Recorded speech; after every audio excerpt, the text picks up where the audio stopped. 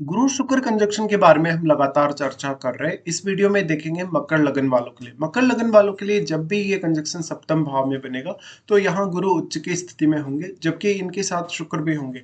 दोनों ही अत्यंत शुभ ग्रह होने की नजरिए से अगर देखा जाए, और काफी ज्यादा यहाँ पे जो है गुरु का सबसे ज्यादा पॉजिटिव प्रभाव आपको देखने को मिलेगा। तो इस केस में हम ये मान सकते हैं कि गुरु और शुक्र आपकी लाइफ को बहुत ज्यादा बैलेंस करने का काम करेंगे।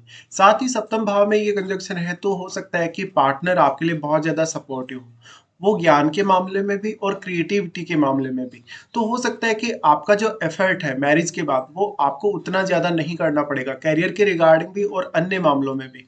यहाँ पे अब अगर देखा जाए तो आपके चार्ट में गुरु थर्ड लॉर्ड तो है ही, वो आपके 12th लॉर्ड भी है। इस केस में आपका फॉरेन से कोई रिलेशन हो सकता है, या फिर मैरिड लाइफ थोड़ी सी सेटिस्फैक्टरी कम होगी आपकी।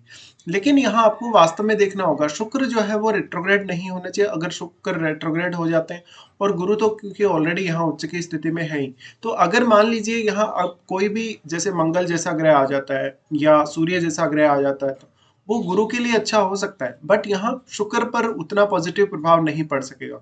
लेकिन यहाँ पर अब फिर मान लीजिए कोई ऐसा ग्रह भी आ जाए, जैसे बुध जैसा ग्रह हो यहाँ पे, या इवन चंद्रमा जैसा ग्रह हो, तो भी यहाँ पर जो है शुक्र को उतना फायदा नहीं हो सकेगा। इसलिए नॉर्मली यहाँ आपको गुरु को ही मेनली फोकस में रखकर देखना चाहिए।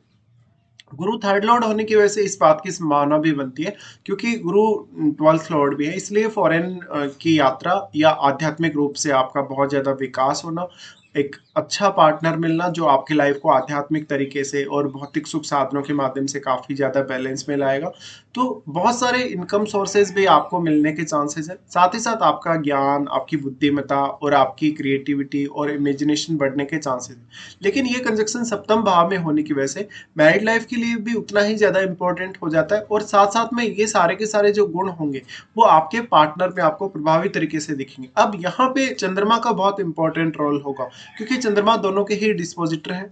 और साथ साथ में यहाँ कोई अन्य ग्रह अगर बैठा है आपके सप्तम भाव में, तो उस ग्रह को जरूर देखेगा, उस ग्रह का संबंध वास्तव में गुरु के साथ कैसा है, शुक्र के साथ कैसा है, और चंद्रमा के साथ कैसा है, ये जरूर देखना होगा।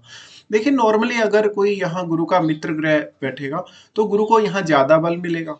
और आपको ये भी देखना होगा कि वो ग्रह कौन से ग्रह के यहाँ ज्यादा क्लोज है। अगर कोई भी ग्रह यहाँ गुरु का मित्र ग्रह है, लेकिन कहीं ना कहीं अगर वो ग्रह यहाँ रेट्रोग्रेड होके बैठा हो, तो फिर वो सामान्य प्रभाव ही डालेगा।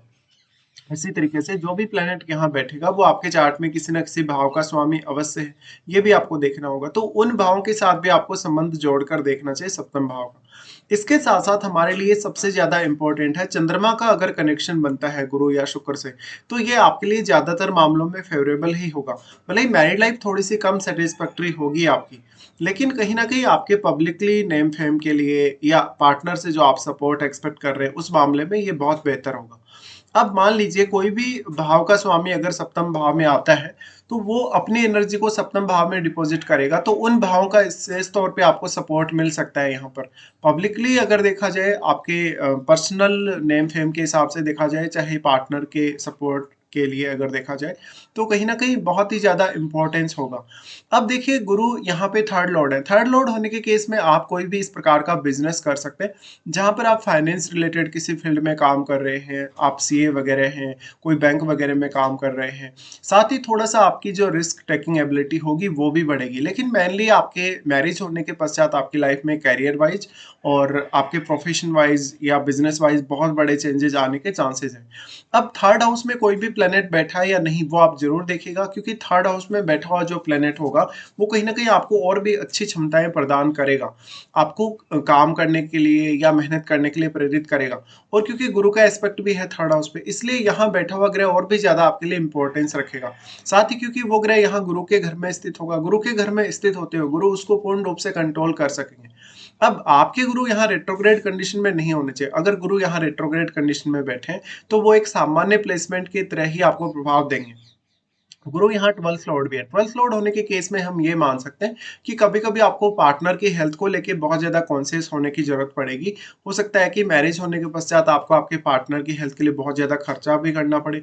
और अगर गुरु यहाँ बहुत ज़्यादा प्रभावशाली है आपके चार्ट में, तो निश्चित तौर पे ही थोड़ा-सा डिटैचमेंट भी आपके रिश्ते में रहेगा। तो मैरिड लाइफ उतनी ज़्यादा सैटिस्फैक्टरी आपको नहीं देखने को मिलेगी उसके बाद।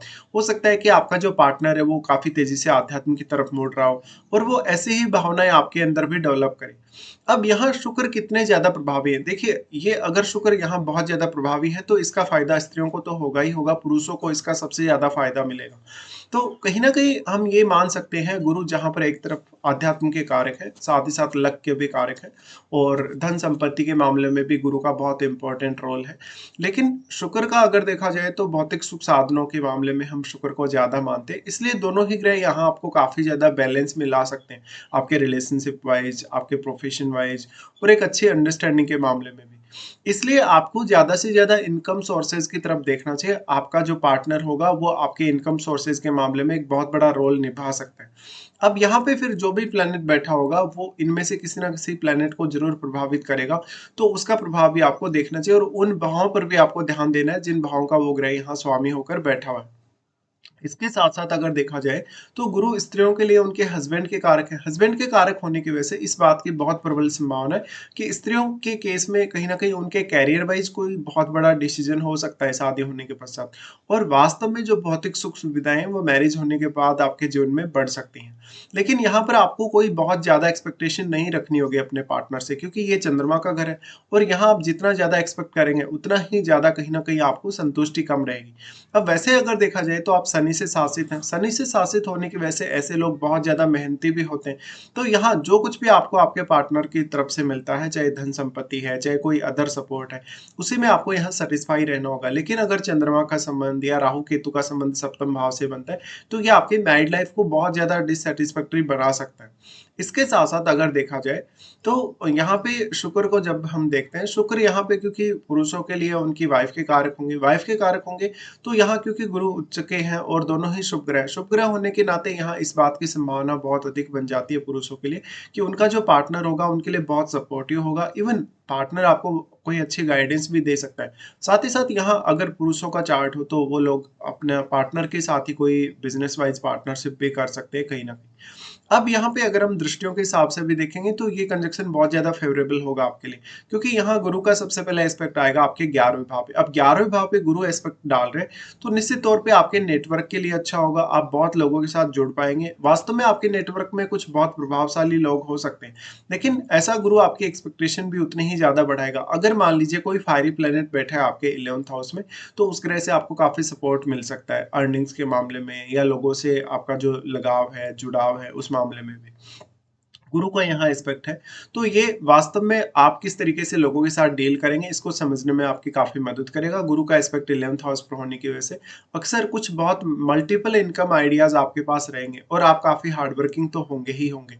तो हो सकता है पार्टनर भी आपके लिए इनकम के मामलों में बहुत ज़्यादा सपोर्ट करता हुआ नज़र आए। यहाँ पे फिर गुरु और शुक्र दोनों का ही दृष्टि आ जाता है आपके लगन पे, तो ये आपको काफ़ी स्मार्ट बनाता है, आपकी पर्सनैलिटी को बहुत अच्छा बनाता है, साथ ही कुछ हद तक क्रिएटिव बनाता है। हालाँकि लगन में बैठे हुए ग्रह और लग्नेश को आपको ज़रूर ही देख लेना चाहिए, क्योंकि यहाँ पर जो शुक्र है, उनके साथ ज़्यादा मित्रवत है शनि, और शनि गुरु के साथ देखा जाए तो न्यूट्रल ही है। इसलिए यहाँ शुक्र का प्रभाव ज़्यादा इम्पोर्टेंस रखेगा आपके लिए लगन पर जो दृष्टि पड़ रही है। बट आप यहाँ गुरु को भी वास्तव में इग्नोर नहीं कर सकते। आपको इस वे में ये देखना होगा कि कौन-सा प्लैनेट आपके लगन पे ज़्यादा इम्पैक्ट डाल रहा है या कौन-सा प्लैनेट है वो ज़्यादा अच्छी स्ट्रॉन्ग स्थिति में आपके 7th हाउस में बैठा है। क्योंकि जो भी प्लैनेट आपके सप्तम भाव में काफ़ी स्ट्रांगली बैठा होगा, वो प्लैनेट ही यहाँ अपना सर्वाधिक रूप से प्रभाव डालेगा। फिर गुरु का एस्पेक्ट आ जाता है अपने खुद के ही घर पे, तो यहाँ पे आपको काफ़ी अच्छी प्रोटेक्शन गुरु प्रोवाइड कर रहे हैं, आपको मेहनत करने के लिए प्रेरित कर रहे हैं, साथ-साथ में अपनी नेचुरल एबिलिटीज़ को समझने में आपके गुरु मदद करेंगे। तो एक ओवरऑल यहाँ पे देखा जाए तो बहुत ही अच्छा एक बैलेंस क्रिएट होगा आपकी लाइफ में, जहाँ पर आप बहुत कुछ हैंडल करने में सक्षम होंगे।